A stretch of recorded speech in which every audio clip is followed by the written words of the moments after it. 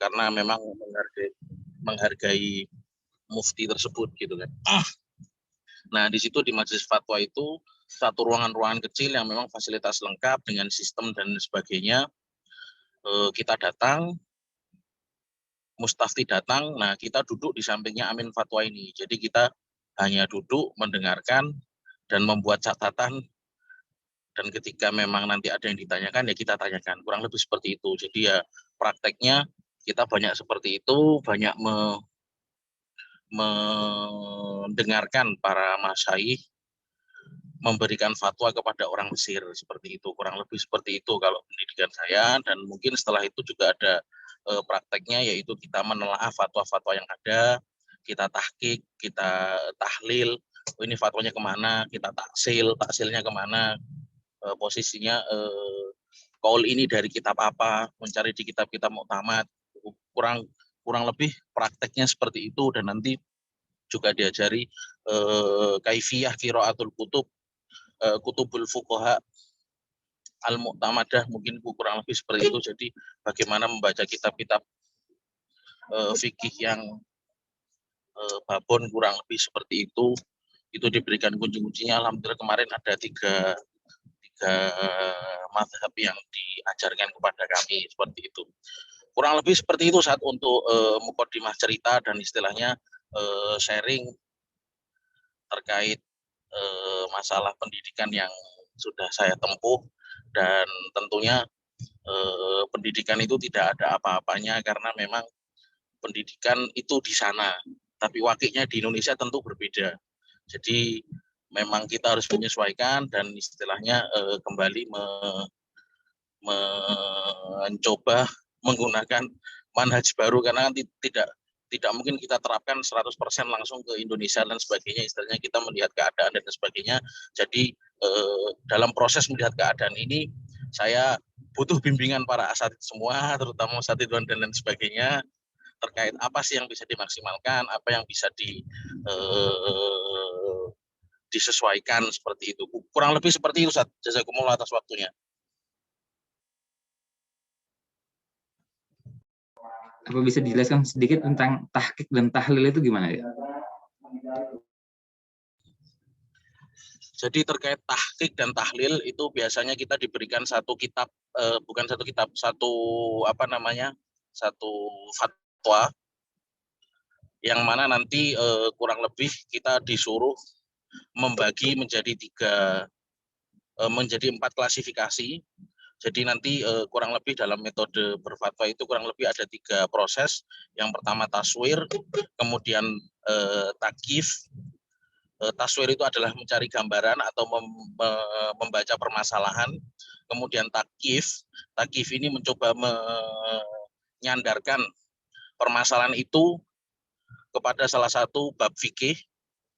Jadi mencari di kitab-kitab kira-kira ini masuknya klasifikasi bab apa, apakah dia masuk akidah atau ibadah, dan kalau ibadah masuk yang apa, gitu kan. Itu takyif. Kemudian ada hukum itu nanti hukum yang tertera di fikih itu seperti apa. Baru terakhir nanti al-ifta atau tanzilul hukum alal waqi'. Jadi baru memberikan fatwa di situ. Jadi di sini baru di akhir ini baru memberikan fatwanya. Nah, kurang lebih ketika kita diberikan fatwa, kita dikasih 4 klasifikasi ini. Kita coba mencari 4 klasifikasi ini. Ini apa saja, ini apa saja. Kalau ini dari kitab apa saja, dan logika tangga berpikirnya seperti apa. Kurang lebih seperti itu saat kalau untuk tahqiqnya, karena memang berusaha bagaimanapun kita penghargaan terhadap turos itu selalu dikedepankan. Jadi ya sebelum berbicara kita keliling-keliling dulu nyari kitab ini, nyari call ini, kurang lebih seperti itu, Sat. Baru disandarkan atau mungkin ini di fatwa tersebut tertulisnya seperti apa, indal malikiyah. Nah, berarti kita harus cari langsung entah syarah kabir, entah syarah soghir, gitu kan, yang sesuai dengan permasalahan ini. Kurang lebih seperti itu saat tahqiqnya, Sat. Berarti bangunannya mazhab tertentu atau beragam mazhab? Beragam mazhab, Sat. Jadi asas dasarnya itu nanti 4 mazhab, Sat. kemudian nanti naik di beberapa mazhab muktabaroh lagi. Setelah dari mazhab muktabaroh nanti baru masuk ke beberapa istihad para mujtahid kayak Imam Lais dan sebagainya. Baru nanti naik stepnya setelahnya adalah melihat muro'ah majma' buhus. Baru nanti ketika memang dari rentetan mazhab dan para mujtahid dan majma' buhus dan sebagainya, baru kalau memang tidak ada baru dikeluarkan istihad jama'i sendiri. Jadi memang sebelum ke sana step by stepnya adalah benar-benar membreakdown kitab-kitab fikih, membreakdown akwal-akwal mujtahidin, baru setelah itu majma' fikih dan sebagainya, majma' buhus, baru setelah itu baru kalau memang tidak ada kita masuk istihad jama'i baru keluar fatwa. Kurang lebih seperti itu step by stepnya. Itu secara ringkas gitu Sat. Kalau ada masalah begitu, setiap masalah yang ada itu dicari bareng-bareng atau antum cari sendiri?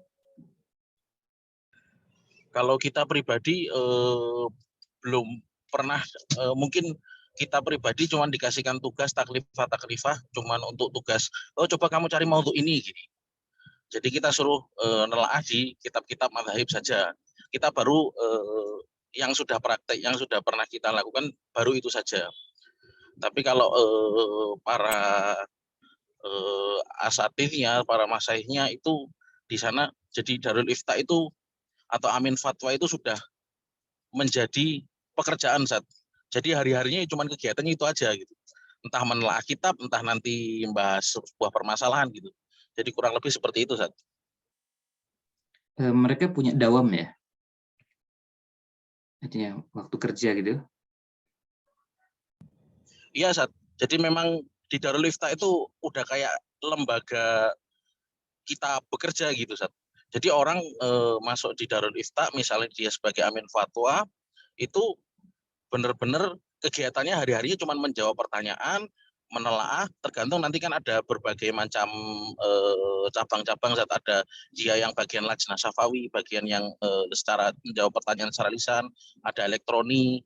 Jadi berbagai macam lajnahnya itu ya kerjaan dia cuman itu saja, dari pagi jam 8 sampai mungkin jam 3 atau jam 4. Setelah itu pulang. Jadi besok lagi seperti itu. Jadi ya nggak terganggu dengan kegiatan-kegiatan lain, entah mungkin ngajar dosen atau apa dan sebagainya. Jadi memang orang yang kerja di Darul Ifta itu asbah wadhifatan gitu. Jadi benar-benar menjadi sebuah pekerjaan resmi gitu.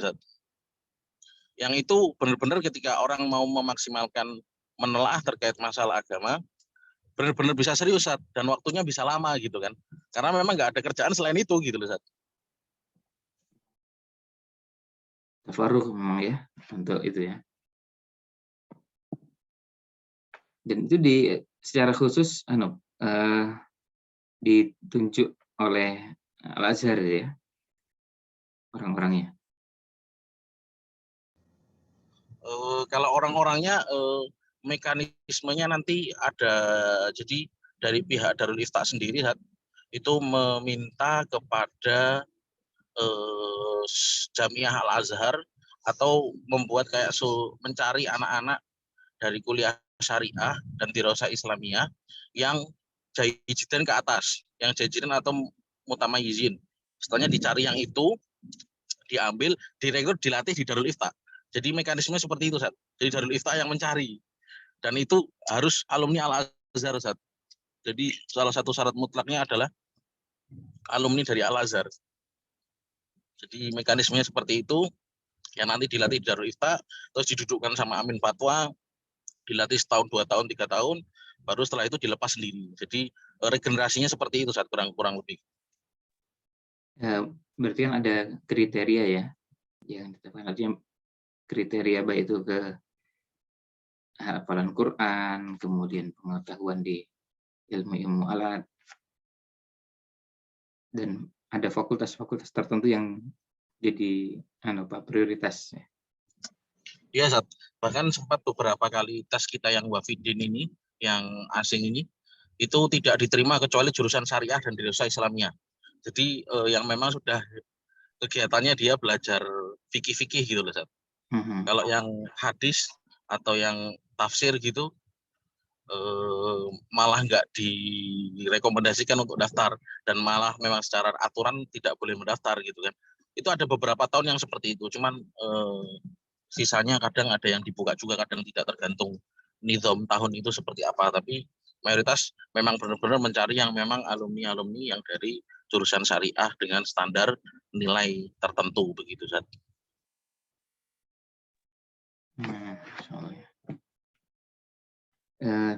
Kemudian mereka ketika tadi kan itu jadi wazifah ya, mereka ada masa kerja tertentu gitu nanti diperbaharui atau memang setelah masuk itu ya terus begitu? Sejauh ini mayoritas para yang sepuh-sepuh itu nanti ya naik jadi mustasyar, kurang lebih seperti itu, Zat. Tapi ya sudah tidak secara prakteknya itu, tapi biasanya nanti ya ada waktu pensiunnya sendiri gitu, Zat. Saya secara detailnya kurang tahu, Zat, tapi beberapa masa yang sudah memang sepuh itu ya nanti mungkin kalau memang dia sudah tidak di prakteknya, nanti dijadikan suruh jadi guru ngajar gitu misalnya. Kurang lebih seperti itu. Cuman nanti tahun berapa sampai umur berapa dia pensiun dan sebagainya itu saya nggak tahu detailnya, tapi kurang lebih seperti itu. Kemudian kalau yang tadi orang datang terus istifta, terus kemudian ambil antrian, itu setiap hari kerja atau termasuk juga hari libur? Kalau hari-hari biasa dalam seminggu full, bahkan hari Jumat sendiri yang memang libur secara umum itu tetap ada, tapi jadi menugaskan 1-2 chef, tapi bermulainya setelah Jumatan. Yang liburnya itu cuma hari-hari besar, Zat. Jadi kayak Id, yang memang hari-hari besar Islam itu baru libur. Sisanya full buka, Zat. Ya. Sampai berapa itu? Kalau hari-hari biasa itu berapa amin al-fatwa yang disiapkan? Yang disiapkan kurang lebih, Zat, ada sekitar 4 atau sampai 6, Zat. Tergantung, itu yang hari-hari biasa. Cuman kalau yang Jumatnya biasanya cuma 2 atau 1 gitu. Karena kan Jumat kan juga jarang ada yang bertanya. Biasanya yang hari-hari rame, Zat. Misalnya hari Ahad itu, Zat. Ahad itu kan biasanya awal masuk kerja, dan mindsetnya orang-orang Mesir ketika hari pertama itu ya pengen menyelesaikan masalah, dan ijroat itu pengurusan itu di hari Senin ini, Zat. Di hari Ahad ini. Jadi ya biasanya hari Ahad ini yang banyak. Jadi kadang orang itu tanya cuma 3 menit, 2 menit gitu. Langsung karena bisa sampai ratusan mustafti yang datang gitu kan. Ya. Dan antriannya panjang gitu ya? Enggak, mungkin ada yang sampai 300-200-an, Zat. Tapi itu dari yang Safawinya, Zat, yang lisannya. Iya, Safawinya. Karena kan nanti istilahnya ada call center-nya, ada apa-apanya itu lengkap. Nah, itu yang tadi 4 atau 6 itu yang khusus Safawi ya, bukan elektronik? Ya, khusus yang Safawi itu, Zat, kalau yang itu. Kalau yang lain? Kalau yang lain biasanya mungkin 2 atau 3, Zat. Mungkin yang di HTV mungkin juga lumayan, ada 2-3 orang. Cuman kalau yang HTV memang saya belum pernah masuk secara langsung, tapi ketika ada yang telepon ya kayak ada adminnya gitu lah. Kurang lebih seperti itu, Zat. Kemudian ada perempuan nggak muftiyahnya? Apa aminatul, apa istilahnya kalau untuk perempuan, aminatul fatwa atau? Kalau yang duduk memberikan fatwa atau amin fatwa itu saya belum pernah mendengar perempuan, Zat. Yang dari sisi Safawinya ya, Zat. Kalau yang Safawi belum pernah perempuan, tapi ketika dalam proses pendidikan orang-orang Mesir untuk jadi pekerja di Darul Ifta, itu memang ada perempuannya, Sat. Mungkin di Hmm. lajnah lain ya, mungkin di elektronik atau apa, tapi memang ada perempuan dan ada memang mendidik perempuan juga ada.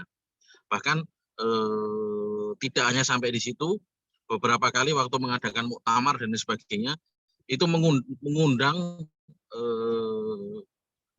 salah satu tokoh perempuan gitu kan. Dulu yang diundang pertama kali, perempuan yang diundang pertama kali malah orang Indonesia, Zat. Dr. Khuzaimah. Itu disuruh ngisi muktamar. Jadi dalam mindset dari Ifta itu tidak ada dikotomi antara laki-laki dan perempuan, tapi kurang lebih mengapresiasi keduanya dengan memberikan tempat dan memberikan posisi. Kalau secara syafawinya, yang lajnah syafawi memang nggak ada perempuannya, Zat. Cuman di lajnah lain, saya lihat ada perempuannya, Zat. Gitu, Zat. Kurang lebih seperti itu, Zat. Soalnya. Iya. Iya. Kalau ya kembali ke pendidikan. Kalau pendidikan itu ketika belajar satu angkatan berapa orang itu? Kalau untuk kita yang orang asing, Zat, itu satu angkatan cuman diterima 25 orang saja. Dan dari 25 orang ini, kuota orang Indonesia biasanya cuma 5 atau 6 orang saja, Zat. Jadi ya memang cuma menerima satu kelas dalam setahun. Jadi nggak nerima banyak-banyak dan nggak mau banyak-banyak. Jadi memang cuma diambil 25 orang saja, Zat. Yang angkatan antum berarti ada berlima? Angkatan saya awalnya 6, Zat. Cuman sampai tingkat akhir berguguran tinggal 4. Jadi yang lulus kita berempat, Zat.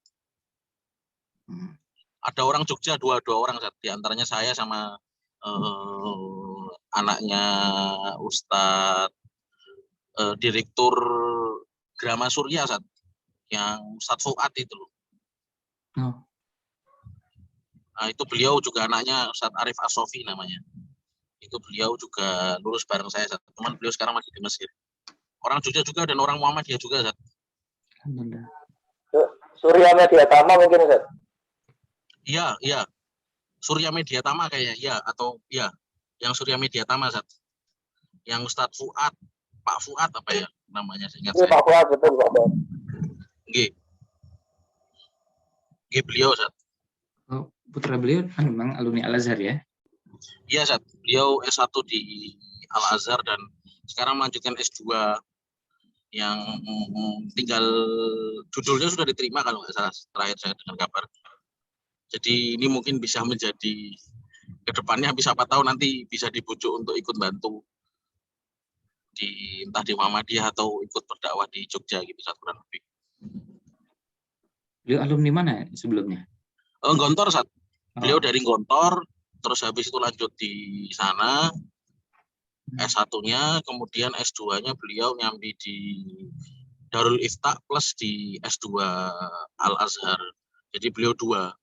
Kalau saya kan cuman nggak kemana-mana, cuman di Darul Ifta aja, Zat. Insya Allah ya. Gitu. Iya. Zat, silakan, Zat. Iya, Zat.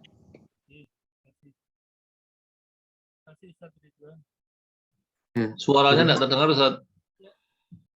Nggak kedengaran.